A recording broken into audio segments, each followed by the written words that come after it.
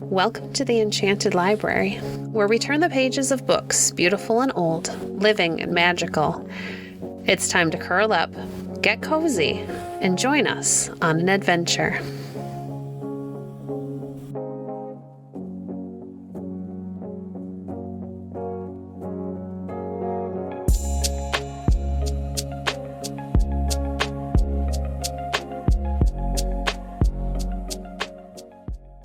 Today we're reading from An Enchanted Garden by Mrs. Molesworth.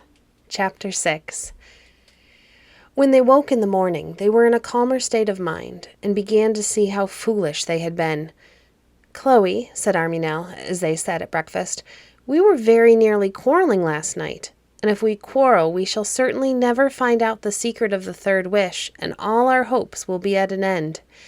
Now let us think over quietly what the third wish is likely to be. Let me see, what were the dwarf's exact words?" "He said we must seek for it in our own hearts," replied Chloe. "That means, of course, that it must be something kind." "Perhaps he meant it must be something to do us both good," said Arminel. "What is there we are equally in want of?" "Oh, I know. Suppose we wish for a good stack of fuel for the winter. That would certainly benefit us both." "It can do no harm to try," said Chloe. "So I agree to the wish for a stack of fuel." Arminel's eyes sparkled. "I dare say we have guessed it," she exclaimed, jumping up. "Come out at once to see, Chloe." But alas, the heap of brushwood for their winter's firing in the corner of the yard had grown no bigger than the day before. No fresh sounds of cheerful cackling reached them from the henhouse, and Strawberry stood alone in her stall. The wishes were still unfulfilled. The sisters returned to the house rather crestfallen. "What can it be?" said Arminel. And this time Chloe made a suggestion. "Supposing we wish that the copper coins we have put aside for our Christmas charities should be turned to silver," she said. "That would be a kind thought for the very poor folk we try to help a little." "As you like," said her sister, "but I doubt it being any use. We are always told that charity which costs us nothing is little worth." She was right. When they opened the little box which held the coin she spoke of, there they still were, copper as before, so this time it was no use to look outside for the new cow and hens. And all through the day they went on thinking first of one thing, then of another, without any success, so that by the evening their work had suffered from their neglect, and they went tired and dispirited to bed. The next day they were obliged to work doubly hard to make up, and one or two new ideas occurred to them which they put to the test, always, alas, with the same result. "We are wasting our time and our temper for no use," said Arminel at last. "I am afraid the truth is that the dwarf was only playing us a mischievous trick." And even Chloe was forced to allow that it seemed as if her sister was in the right. "We will try to forget all about it," said Arminel. "It must be indeed true that having anything to do with the dwarfs only brings bad luck." But though she spoke courageously, Chloe was wakened in the night by hearing her sister crying softly to herself. "Poor dear Arminel," thought Chloe, though she took care to lie quite still as if sleeping. "I do feel for her. If I had but my hens, I could soon make up to her for her disappointment."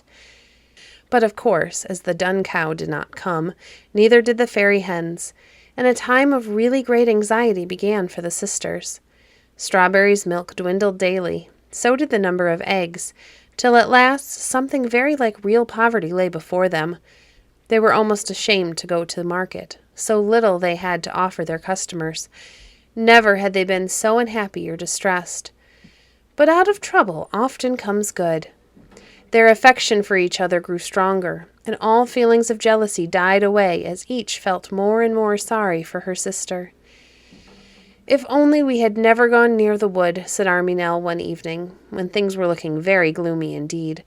"None of these worst troubles would have come upon us, I feel sure. I begin to believe that everything that has been said about those miserable dwarfs. It was very good of you, dear Chloe, not to blame me as the cause of all our misfortunes, for it was I who heard the cries in the wood, and made you come with me to see what was the matter." "How could I blame you?" said Chloe. "We did it together, and it was what grandmother would have wished. If we had not gone, we should always have reproached ourselves for not doing a kind action. And even as things are, even supposing we are suffering from the dwarf's spitefulness, it is better to suffer with a clear conscience than to prosper with a bad one." Her words comforted her sister a little. They kissed each other affectionately and went to bed, sad at heart certainly, but not altogether despondent. In the night, Arminel awoke. There was bright moonlight in the room, and as she glanced at her sleeping sister, she saw traces of tears on Chloe's pale face. "My poor sister," she said to herself. "She has been crying and would not let me know it.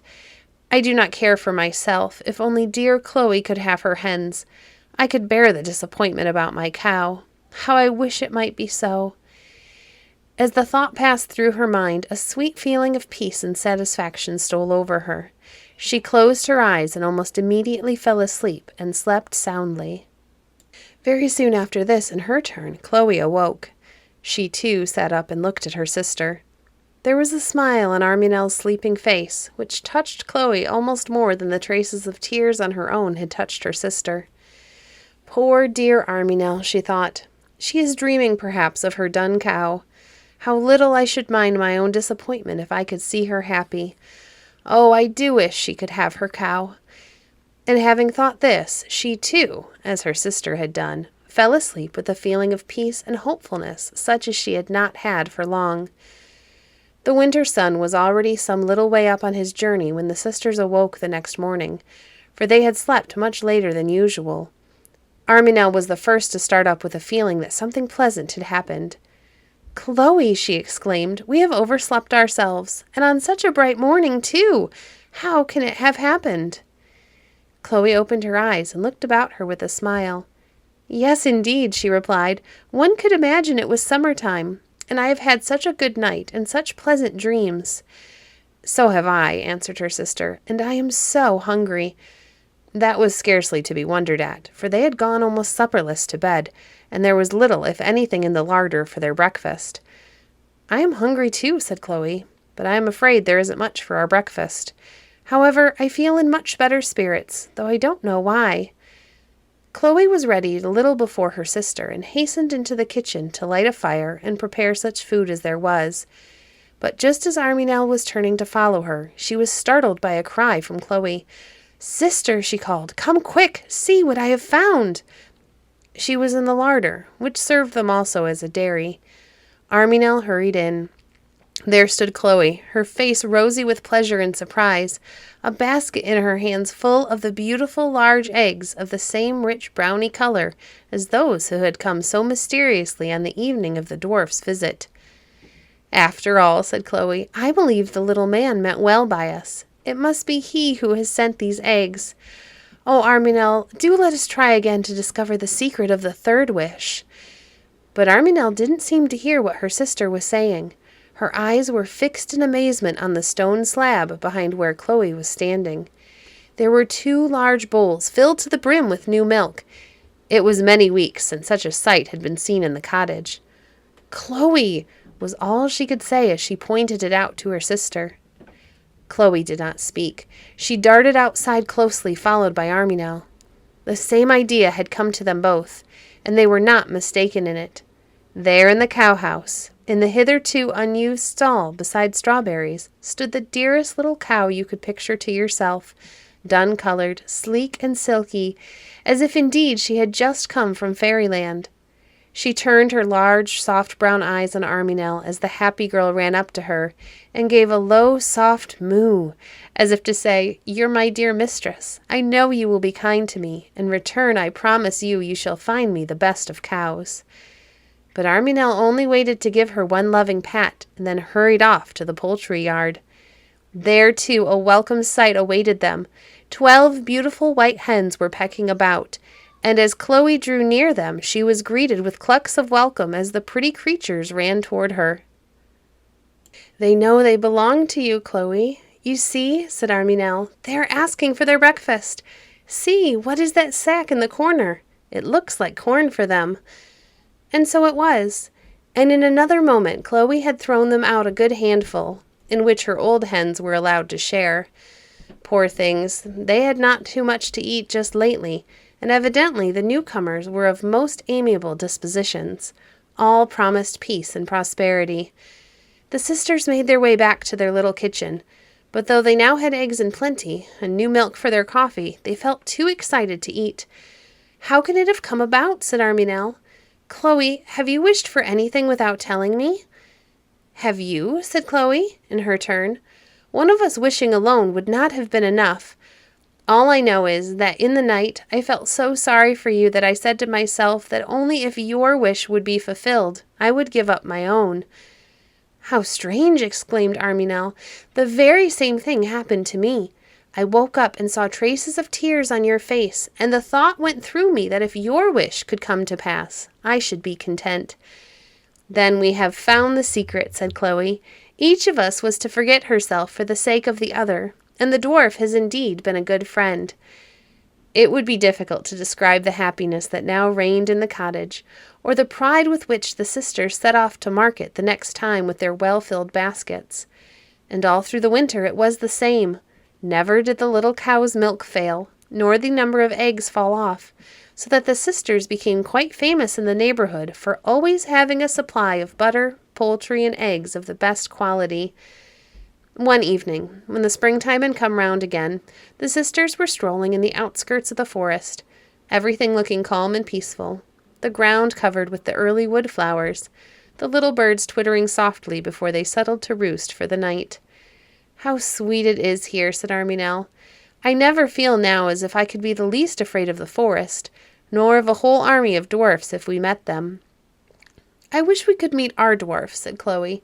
"I would love to thank him for all the happiness he has given us." This was a wish they had often expressed before. "Somehow," said Arminel, "I have an idea that the dwarfs no longer inhabit the forest. Everything seems so much brighter and less gloomy than it used to do here. Besides, if our friend was still anywhere near, I cannot help thinking we should have seen him." As she said the words, they heard a rustling beside them. Where they stood there was a good deal of undergrowth, and for a moment or two they saw nothing, though the sound continued. Then suddenly a little figure emerged from among the trees and stood before them. It was their friend, the dwarf. At first sight he looked much the same as when they had last seen him, but the moment he began to speak they felt that there was a difference. His voice was soft and mellow, instead of harsh and croaking. His brown eyes had lost the hunted, suspicious look which had helped to give him such a miserable expression. "I am pleased that you have wished to see me again," he said kindly. "Oh, yes, indeed," the sisters exclaimed. "We can never thank you enough for the happiness you have given us." "You have yourselves to thank for it as much as me, my children," said the little man. "And in discovering the secret which has brought you prosperity, you have done for others also what you had no idea of. The spell under which I and my comrades have suffered so long is broken, so that one of us has been able to be of real and lasting benefit to some beings of the race who, ages ago, were victims of our cruelty. We are now leaving the forest forever. No longer need the young men and maidens shrink from strolling under these ancient trees, or the little children start away in terror from every rustle among the leaves for fear of seeing one of us." "Are you going to be giants again?" said Arminel curiously. The dwarf smiled. "That I cannot tell you," he said, as he shook his head. "And what does it matter? In some far-off land we shall again be happy, for we shall have learnt our lesson." And before the sisters had time to speak, he had disappeared. Only the same little rustle among the bushes was to be heard for a moment or two. Then all was silent until a faint "too-wee" from an owl waking in the distance, and the first glimmer of moonlight among the branches warned Arminel and Chloe that it was time for them to be turning homeward. Thank you for joining us today. If you enjoyed today's episode, please leave a review on your favorite podcast platform and share our podcast with a friend. Visit our website at www.enchantedlibrary.net to see our past books or to connect with us on Facebook. If you'd like to support the work we do, you can visit our Patreon page at patreon.com/enchantedlibrary. We appreciate your support. Until next time, friends, happy reading.